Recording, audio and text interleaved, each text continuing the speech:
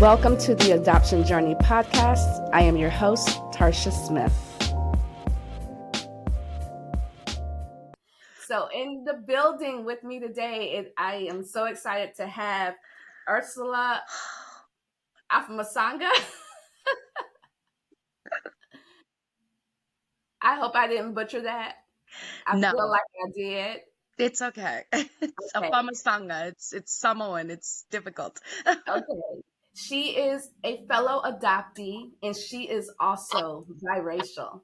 And she is joining us today to tell her incredible adoption journey story. Ursula, Yes. start from the beginning. Oh, Let's go.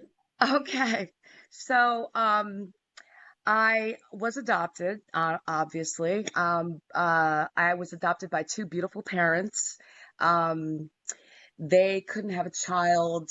I think it was my dad had something going on, but they decided to adopt children. So, like yourself, I had a beautiful, beautiful family adopt me. We got everything we wanted. We had a beautiful life and a beautiful family life. It was amazing. Grew up in New Jersey, um, in Metuchen, New Jersey. And they always told us that we were adopted. We knew we were adopted from the very door. I was adopted at about 3.5 years old. Okay. So, all my life we knew, my brother and first I was adopted at 3.5, and then a year later, they adopted my brother at 4.5. So, Okay. I have a quick question. go ahead. Because I know you're biracial. Were you adopted by a Black family or a white family? Yes, I was adopted by a Black family. Okay. And my mother's light skinned like me because I think her mother is she's got a lot of Indian background mixed with Black. So Okay. she's, my grandmother was about my shade of skin, and a lot of my mother and her brothers and sisters were light skinned. Some of them were dark because my grandfather was darker skinned. So it was Okay. like a mix of us. So we kind of, blended in the family. Like if they didn't tell us, we wouldn't have known kind of deal. Gotcha. Okay. So, there's always that curiosity, your whole life. There's like that empty hole of just not knowing who you are and where do you come from? Where are your people? Like, even though these are your people, you're still like, where's my blood? You know what I mean? Like, Yes. the curiosity is too intense when it comes to a person who's an adoptee. It's just intense all your life.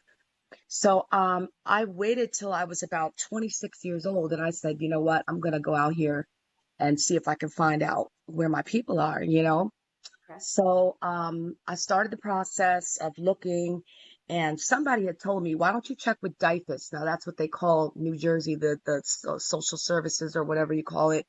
Okay. For kids, it's called DYFS back in Jersey. So I tried them first, and it was a hit immediately. They were like, okay, yes, we have your information. We know you were adopted through us. So we're going to reach out to the family and see what they say. So the information that was given my adopted mother was that my mom was lady of the evening, they said. and and that, Oh. yeah, and that I had two older brothers, right? Okay. So I really wanted to know because I wanted to find them too, right? Right. So they reached back out to me and they were like, we found your brother and your sister. Now, the reason they said brothers is because my sister's name is Tony. So it's Rick and Tony. So they thought it was a brother, two brothers, but it's actually a brother and a sister. So they Okay. contacted them and they were like, your little sister's trying to find you. And they were like, what?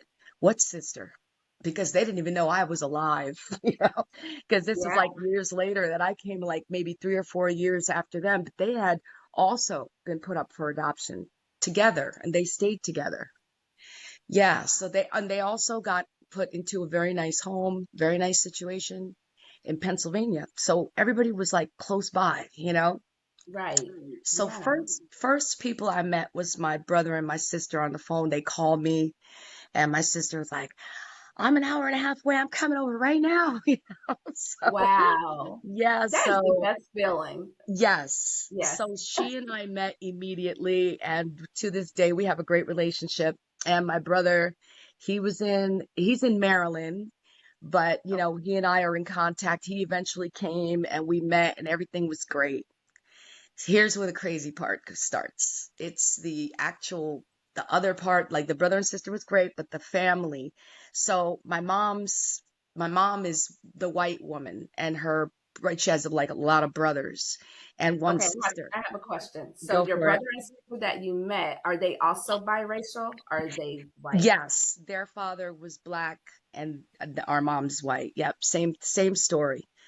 But the problem came in was because our grandfather and the brothers, the uncles, my mom's brothers, all racist. So that's why it was like they put us all up for adoption kind of thing because it was just too much with the family. But my aunt, which was my mom's sister, she also has biracial kids. So she and I were cool, and she's the one that told me this whole story about what happened. So, But wait, so she kept her biracial kids, but your mom gave hers up. right. My aunt left. She left home, took her kids with her, and went on about her business. Okay.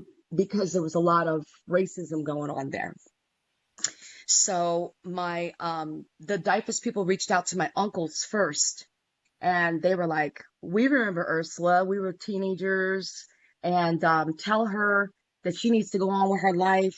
Some things are better left unknown, and that her mother has been on a missing persons deceased list since after she was born," which was a lie. Okay. So I was just like, wow, they don't even want to meet me. Like, wow, you know? Mm, So then they told me about my aunt. Her name is Vanessa. She immediately reached out to me and she was just like, Ursula, I remember you. And I first DIFUS got involved with my mom because my mom had given up all these kids. So DIFUS was involved when it came to me. They were like unsure if I was in a safe situation with her because she was, not mentally unstable and all this, right? okay. So they put me with aunt, my aunt Georgette, right? Okay. So my aunt Georgette and my aunt Vanessa lived together and they were taking care of me. And apparently, my mother was living in the same building, sneaking up to see me and everything. This is when I was a little baby and I was like 1.5 years old. And one day, my mother was going to see her psychiatrist and she came to my aunt Georgette and she said, I'm going to take Ursula with me to my psychiatrist's office today.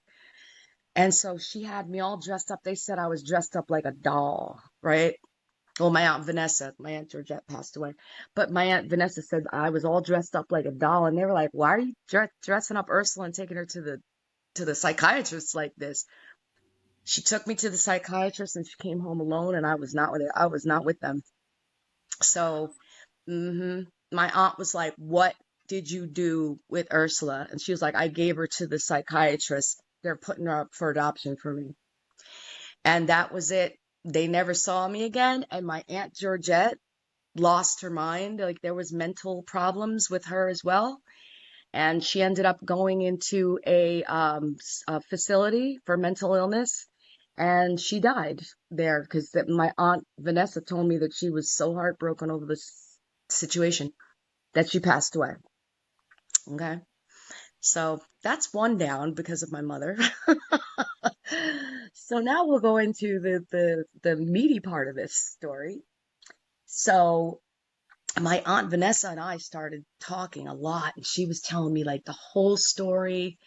And my sister, I was telling her everything that was going on, and my sister was like, "I'm gonna find mom," right? And I'm like, "They said she's dead," and she's like, "I don't believe it." And she went looking and deep diving, and my aunt Vanessa told my sister, yeah, I know where your mom is and I know where she lives. And my sister was like, I'm going to see her. So my sister went straight to where they were, I believe in Ohio, if I'm not mistaken. Okay. And my sister went there and met my mom.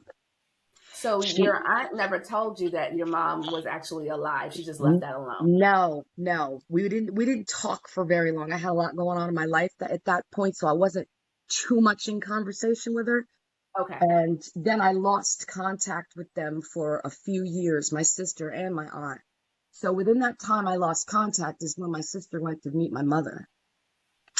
So she goes and meets her, and she's just like uh, uh, a nightmare person, you know? She's like, oh, yeah, I remember you, Tony, and I remember Ursula and Rick, and, all your birthdays I celebrate because when I was pregnant with you, my favorite thing was vodka and strawberries. And when I was pregnant with Rick, my favorite thing was vodka and peaches. And when I was pregnant with Ursula, my favorite thing was vodka and, apples, something like that. And I was just like, wow. But my sister has that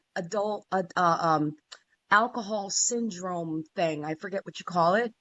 She Okay. drank a lot with my sister. So my sister is, has she's out of the three of us, she caught that mental Was affected health by it. problems.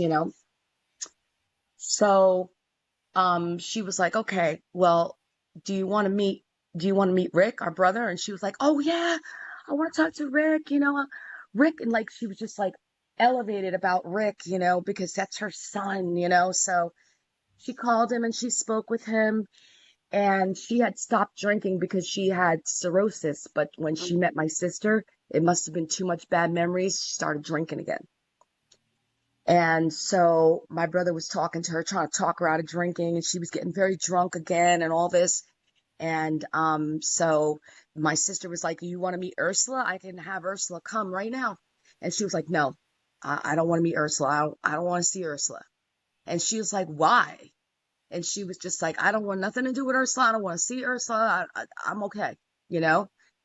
And I was like, wow. So, long story short, shortly after my sister met her, because she started drinking like a fish again, she passed away from her cirrhosis. So I never got to meet her. Mm. Okay. But then I got back in touch with my sister, and she started telling me about how the whole conversations went down and how just rude she was, and like, so, matter of fact, like she didn't care. Like it was just like, oh yeah, I was drinking with you guys and big deal. Like it was just, I'm kind of glad I didn't meet her. I got a picture. I'm good, Yeah. And I have the best parents in the world, so it was like whatever. It was no loss to me, really.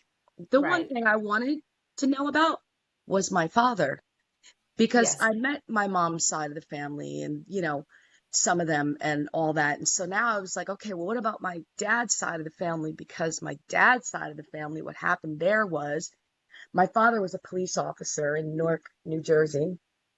And I guess this is back in the 60s. And I was born in 70. So I'm going to say, you know, I don't know how he met my mother, what she was doing, what was going on. But my father was a married man, and he had kids of his own with his wife. And he started messing around with my mother, and she got Mm. pregnant. So his wife found out that she was pregnant with me and left him. And he lost his family. He lost his children basically because of me. Well, not because of me, but you know what I Yeah. mean.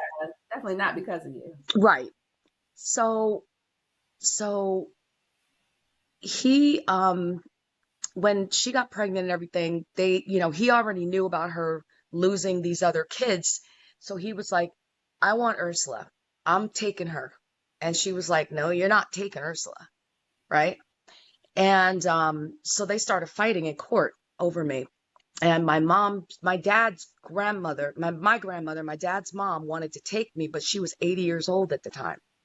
So the judge was like, no, you're too old to take care of her.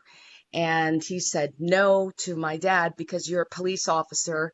And if something happens to you, she'll be homeless and parentless. And it's a one parent home. So no, we're going to put her up for adoption.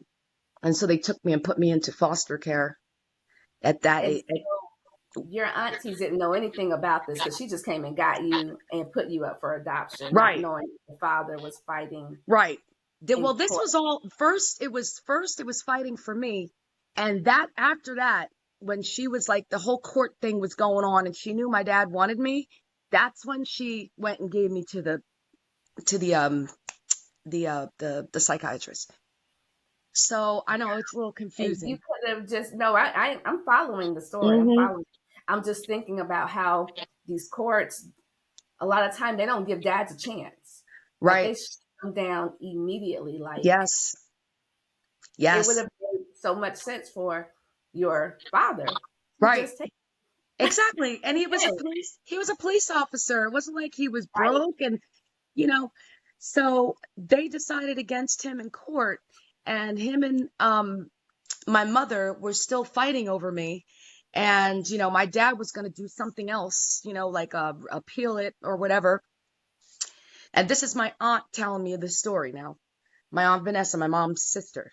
So she was like, what happened was your mom was so upset with your dad that she had my brothers, or my uncles, her brothers, take baseball bats and go after my father. And so they went after him and they beat him down so bad with baseball bats that he was put in a wheelchair. And in 3 months after his injuries, he succumbed to his injuries and passed away. So I had to find out that my mom had my dad killed, basically, for over me. Wow. And it's hard because it's like, DYFS, because it was a closed adoption, I was like, you have to tell me who this man is. Like, I got brothers and sisters out there, and they're like, You, sorry, it's a closed adoption. And because he's passed away, we can't get in touch with him. So we can't get an approval from him for you to know who they are because maybe he never told them about you or, maybe he remarried or anything like that. And for them to find out that you exist, you could possibly ruin a family. That's what they told me. do you know his name at least, or you just No, know the story? You no. don't know his So name. even my aunt Vanessa, who's telling me this story, plays stupid, like doesn't remember his name, doesn't remember his last name, She nothing. remembers his name. I know she does. She's worried. I Yeah, Yeah, but I don't buy that. she was worried, and my mom didn't want to meet me because she knew what she did. I knew what And she I'm did. telling you, they knew because I'll tell you, if I got his name, I would have definitely went to the police and had somebody handled for that. That was my plan. I was like, they're not going to get away with this. But Wow. they eventually, the uncles got old as all this stuff was going on and they all passed away. Yeah. And my mom's gone. So there's nobody to pay, you know. Yeah, they're gone. Yeah. So, how old were you by the time? Because I know you started looking at 26. So, how Yes. long did it take for all of this information to come out? I'm probably now in my 30s, in my early 30s, and I Okay. start finding out all the deep darkness, And I was amazed at this story. And I was like, why didn't somebody do something? Like, obviously, this man is fighting for me in court. And then all of a sudden, he gets beaten severely like this. Why wouldn't somebody have said, hey, these are the people that did it? Like, I just, things were different back then, Absolutely. you know? So I can just imagine, but him being a police officer and the way the cops look out for each other, I was like, wow, nobody really cared enough to look into this. Like, but so that's basically what happened there. And that was why my mother didn't want to meet me. She was terrified that I was gonna get her and her brothers in trouble after all these years. But the Right. saddest part about it to me is like I'm not even I'm sad for my dad. Like I could care less about my mom and not wanting to meet me and all that and it doesn't hurt me. I got a picture of her. I'm like that's good. That's all I need. Yeah. She wasn't a good person. So it was a beautiful thing that I got adopted into this beautiful family that I mean we had a brand new house in Metuchen, New Jersey, which is like the suburbs where Okay. back in the 70s, a black family with a brand new built from the ground up home is rare. We had a Yeah. swimming pool in the backyard. We had a boat, an 18-footer. I mean, we had a So beautiful, life is beautiful, good. you know? And so I was like, well, So, thank you. right. I have the same, very similar story. Like when I found out what Hmm. my life could have been had I stayed, I'm like, thank you, Yes, appreciate it. exactly. And when it was time for me to go back, I was back, because I get that whole thing. So your brother that they adopted, because you said that they adopted you and your brother, you guys Yes. have the same mother and We father. we have nothing. We are not related at all. Oh, they just adopted another baby. Yes. Gotcha. So what Okay. was really cool about it was I gave him all of my information of how I did it, because now he's like, what'd you do? How'd you do it? I wanna find out my family too. Yeah. So we did that whole thing with him, and he found his family. He has a brother, a younger brother, and we found his mom and dad right in Jersey City. And so we went to meet them, and oh my God, Tarsha, it was the most beautiful thing. It was a huge reunion. Like they had a big banner outside that was like, "Welcome home, Robert."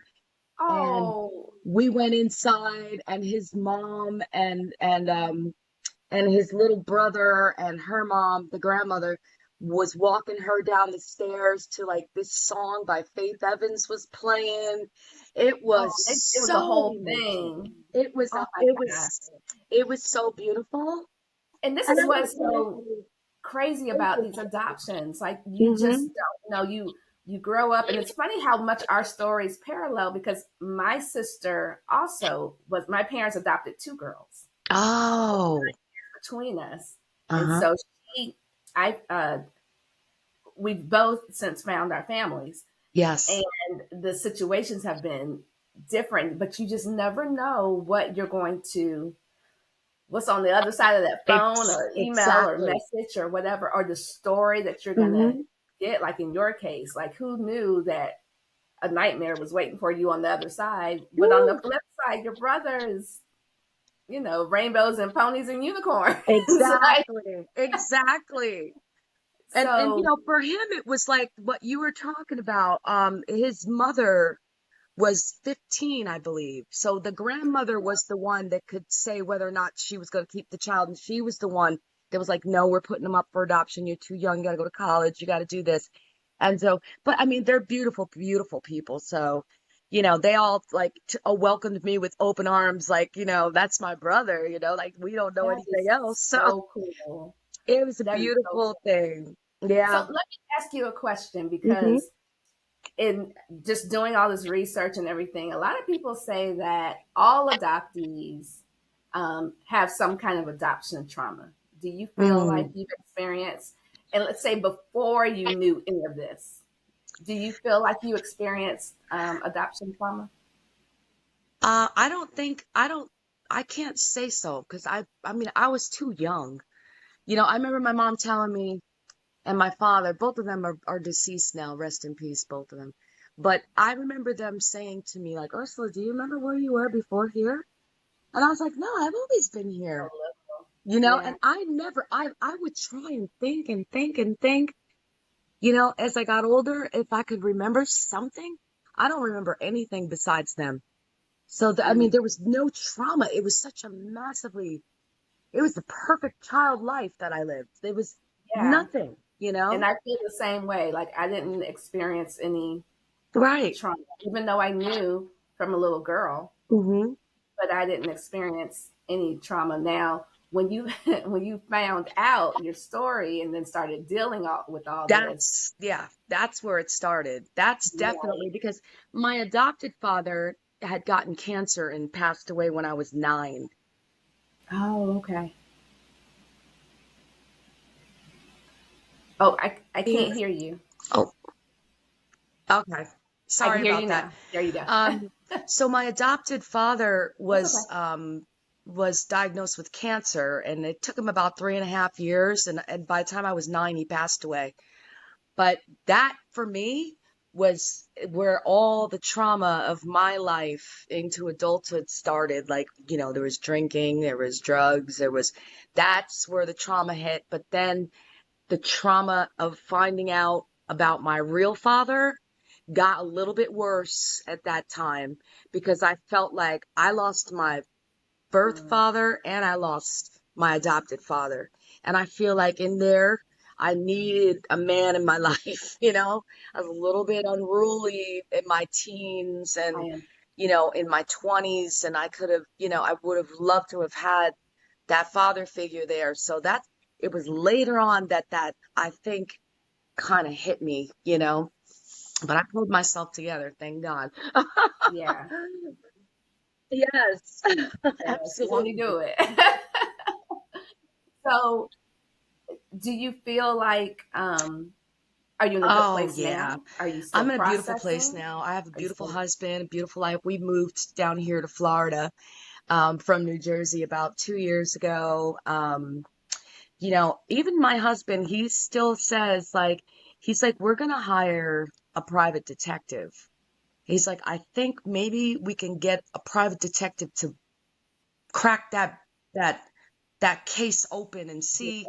okay. I don't know, this private adoption thing is so unfair, especially at our age, like we're not kids. Yeah. Yeah, we're not right. And that's interesting that you said that because when you said that they told you he's deceased now, we can't get permission. So that means you can't find out anything. I was like, That can I just get I a didn't know that. grave site to go to? Anything. They were like, absolutely nothing.